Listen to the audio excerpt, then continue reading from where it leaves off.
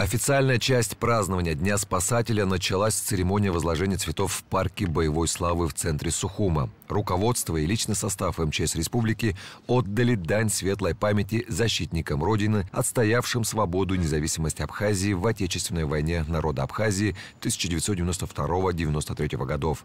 Затем торжества продолжились в конференц-зале Кабинета министров.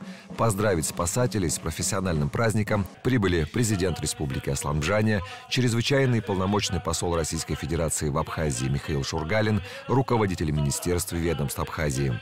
О важности государственной политики в области предупреждения и ликвидации последствий стихийных бедствий и особых задачах, стоящих перед спасателями, говорил в своем выступлении президент Аслан Бжаня. С первых дней своего существования Министерство по чрезвычайным ситуациям подтверждает свою надежность и эффективность, выполняя важнейшие задачи по предотвращению и своевременному реагированию на чрезвычайные ситуации.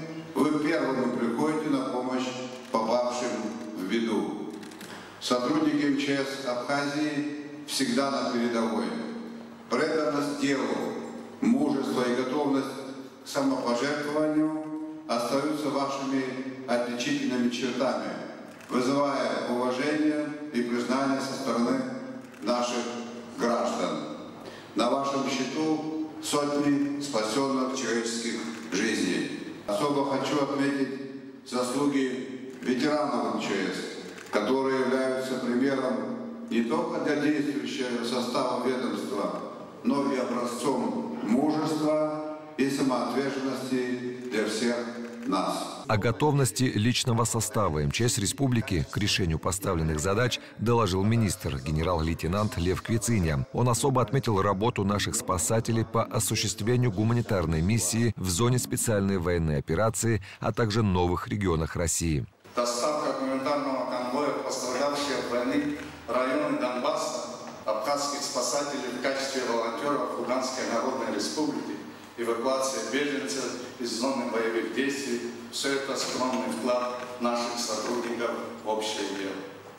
Работа в этом направлении продолжается. В настоящее время считаю, что личный состав министерства с поставленными задачами по данному направлению достойно справляется. С поздравлениями в адрес спасателей обратился глава службы государственной безопасности Тимур Ахиба. Праздничный адрес от лица министра обороны огласил заместитель министра полковник Давид Бжаня. Приказом министра по чрезвычайным ситуациям ведомственными медалями были награждены министр здравоохранения Эдуард Бутба, председатель службы государственной безопасности Тимур Ахиба, председатель Государственного таможенного комитета Отар Хеце, заместитель министра по чрезвычайным ситуациям генерал-майор Нукзар Эмурба награжден медалью Министерства обороны. Данной награды удостоены еще 5 сотрудников МЧС. Во знаменование 18-летия МЧС Республики группе сотрудников спасательного ведомства приказом министра по чрезвычайным ситуациям присвоены очередные воинские звания, а также вручены медали, нагрудные знаки и грамоты.